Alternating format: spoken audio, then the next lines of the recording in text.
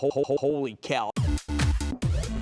Holy cow, I have never seen anyone campaign as aggressively as CEO Doug Oberholm to get on the Mad Money wall of shame. I think Pfizer's fine. I prefer other drug stocks, but I think Pfizer is fine. You know I always like Bristol Myers. Cummins is a better run company than Caterpillar, and that is totally true. We had First Horizon last week in KeyBank. I know they're not trust banks, but I trust them more than I trust State Street. Microsoft, which got eviscerated today after reported a quarter that was widely regarded as being very disappointing last night because of weakness in the company's core Windows business, plus China, plus Japan, plus the dollar, plus I don't have enough time to go into all the pluses here.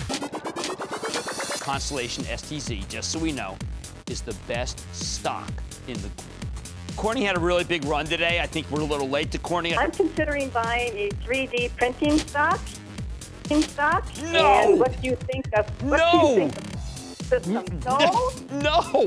Either stick with the domestic plays or go with those companies that aren't doing so well, think Apple, that you don't even notice these currency fluctuations.